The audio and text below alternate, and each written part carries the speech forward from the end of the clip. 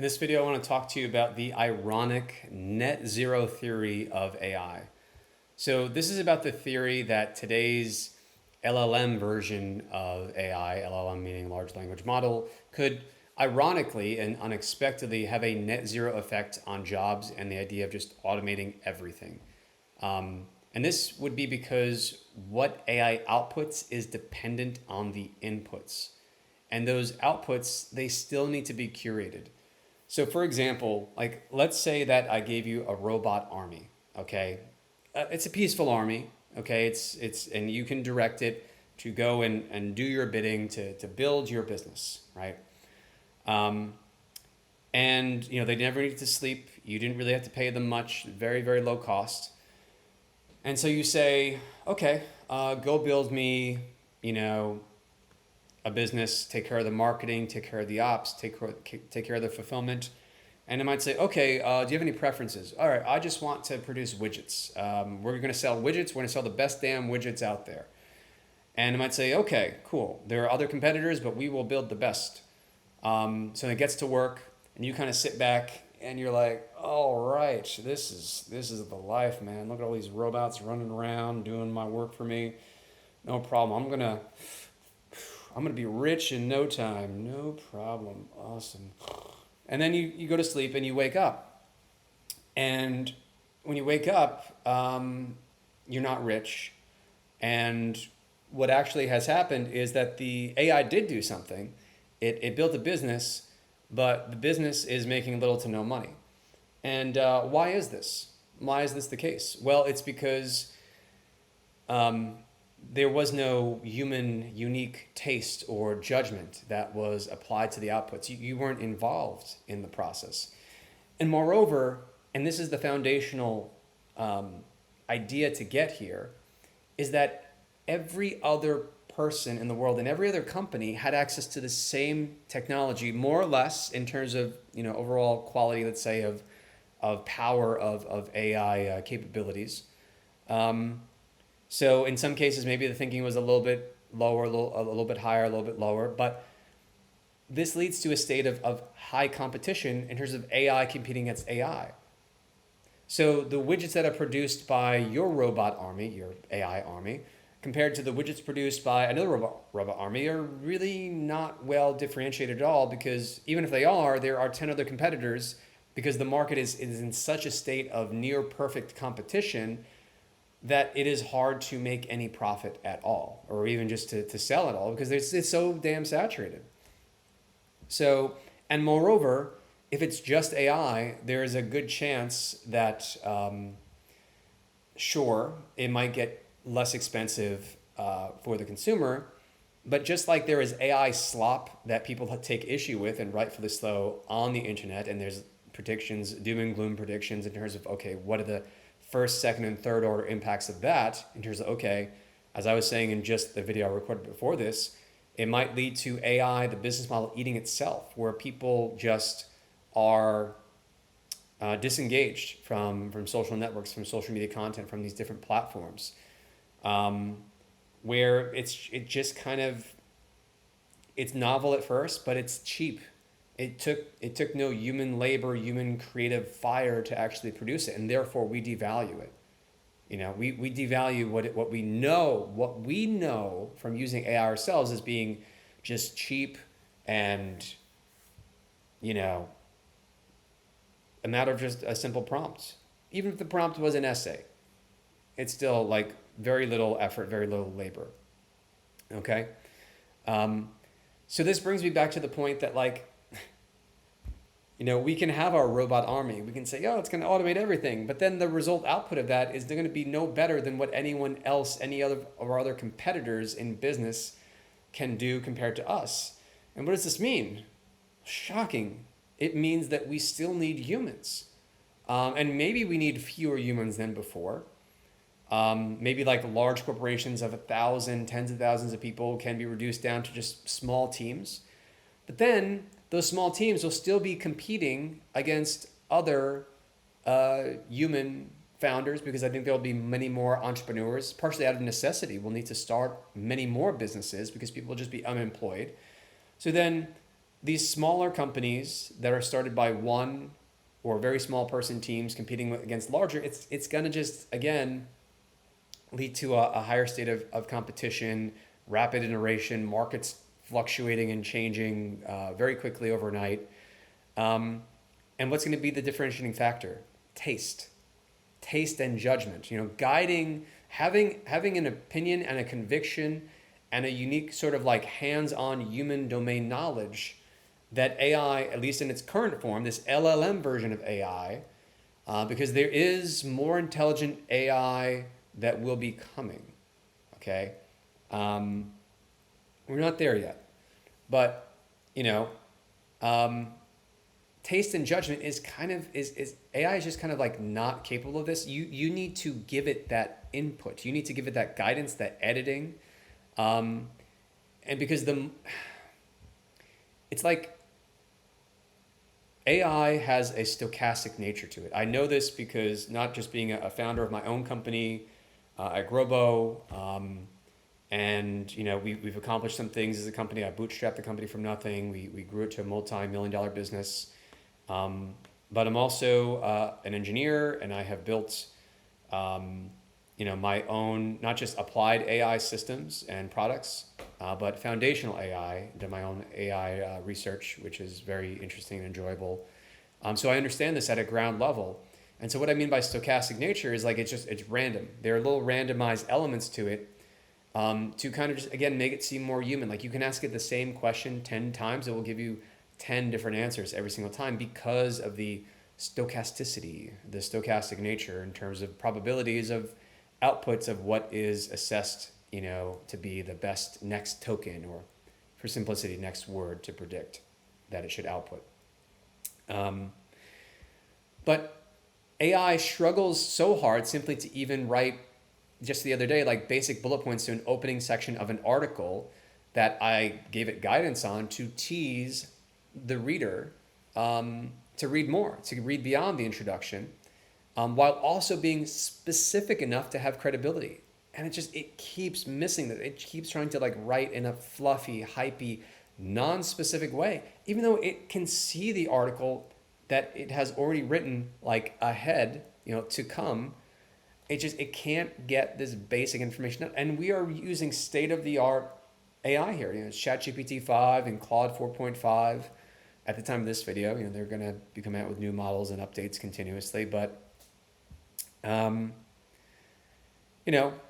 to highlight here, and this is kind of similar to what I was saying before, if you have company A and you have company B, and both have access to roughly the same level of power, like thinking power of AI, then what will make the difference? It's going to be the human directors deploying, in other words, giving their own inputs, guiding and curating the AI outputs that will make the difference. So we're still going to have jobs, but I don't know, in terms of like market economics and pricing and entering into states of near perfect competition across markets and industries, I don't know, potentially could kill profit margins. Maybe that's the subject of another video, but anything that is purely done by AI is instantly devalued because it was AI that did it. This synthetic brain or brains, these foundation models that didn't need to eat or think in the way that a human does, we're much more iterative and we're synthesizing information, and we have like kind of multiple brains within our brain, the subconscious kind of serving up information to the conscious part of us. I mean, just watch yourself sometime if you're not sure what the hell I'm talking about. Like, watch yourself work, like to write, an essay or some piece of content, and you're trying to be creative. It's like, where do these ideas actually come from? Thinking, right? So, anything that's purely done by AI is instantly devalued because it is AI. So brands that incorporate AI strategically, and such an overused word, strategery. Brands that incorporate AI in a thoughtful manner and in a limited manner, in a way that doesn't actually make people think, oh, like here's another one using AI. I know it's AI. And that stigma will decrease with time as it just becomes more common. But again, it will be a differentiating factor for so many other companies and brands if it's not detectable, right? You can use AI in pragmatic ways, but do not let it become, it needs to be your assistant. It cannot be the soul of your business. You need to be the soul of your business. You need to be creating a brand that has an origin inside of you, okay, and opinionated inside of you. And how, because again, like these chatbots, they're trained to be politically correct.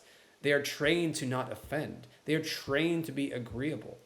And so while they can do these different tasks, they're synthesizing all of these, governance guiding principles, that in reality, like, human creativity is messy, and it's that those opinionated little kind of sharp edges that will polarize people in a positive way, to the point where some people will be like, that's unique, like that catches my attention, and other people will be like, no, I don't like this now. But other people, again, they'll be turned on by it in a good way to want to buy or engage with your content or convert. And again, connecting on a more human level in terms of like the fundamental idea of what it means to be social in the first place. So those are my thoughts on the ironic net zero theory of AI. Basically, the playing field is potentially just evened right from the start. And even if we can automate everything, the results might not be anywhere near what we think. So now the X factor is the one assumption, which is like assuming companies have access to roughly the same level of capabilities of AI. So if, for example, Claude comes out with a super god ultimate mega package, and OpenAI does as well, where you can pay $10,000 a month, and only companies that can actually afford that will get access to the God mode AI. And unfortunately, that incentive is set up. That incentive is there. There are stronger models that these businesses have and or that they could easily make. They would just have to charge a lot more for them. So that stratification might actually be the thing that makes the difference. So be thoughtful in terms of your current implementation of AI, because even the stronger levels of AI may not make the difference. An interesting fact that you may not know is that the largest brain on planet Earth is that of, I believe, a blue whale. I think it's something mass. It's like something like that big. It's I don't know, like a few dozen pounds, something like this. And maybe whales are in some ways more intelligent than humans. I haven't seen any research to think this, but it is something about how our brains are constructed, the almost limited nature of it, and is those limitations in a way that make us perhaps in some way special. And I think that's something to meditate on too, because even if these AI companies produce a larger brain, will the results be definitively that much better than other AI models that are just trained on, a similar large set of data, basically the entirety of human knowledge? Can these large models, like just because they're larger, will they be better? Yeah, so probably in some ways, and that's already been proven.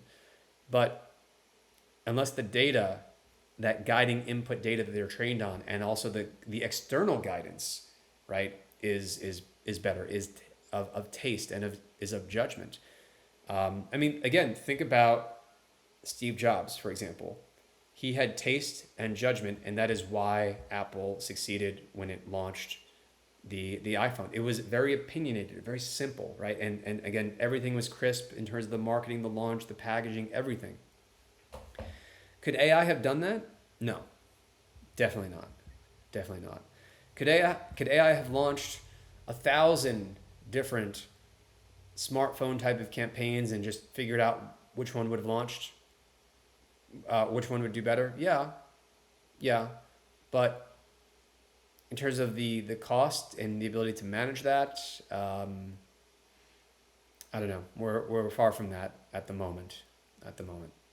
So I think it might be an ironic outcome that actually jobs in some ways might be preserved, but that also assumes that we don't have deflationary effects in terms of pricing as more businesses get launched and we enter into a state of perhaps near competition, with AI being the biggest factor there that is driving prices down and therefore driving profit margins down. So what is your take on this? The ironic net zero theory of AI. Do you agree with it, disagree with it, agree with parts of it? Let me know in the comments. If you got value from this video essay, if you will, this thought piece on AI and where we might be headed, please consider sharing the video. In general, just leave a comment. Would love to hear from you.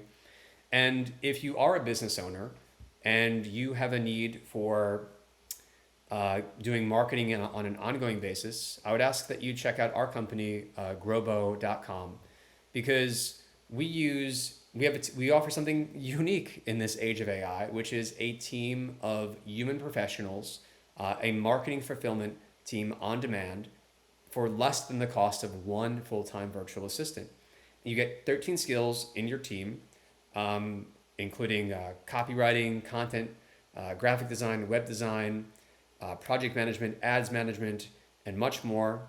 You can learn more by going to growbo.com, just as you see here. And do we use AI tools? Yes, but we use AI where it's practical and where it helps with efficiency and turnaround time. But again, it's about the human curation, human filtering on it, and it's so much better than having to wrestle with these models yourself, because I've output like entire. You can have AI like write you a piece of content, but it's just not going to perform compared to what a human can actually do. And we are getting great results for our clients, and we're maintaining exceptional turnaround times as advertised. And we have built-in quality checks, so that it's not only spot checked by the project manager, but it's also quality checked by a human who is dedicated to doing this, whether it's design related, content related, or something else. So check us out at grubbo.com if that is interesting to you. And please subscribe. Thanks.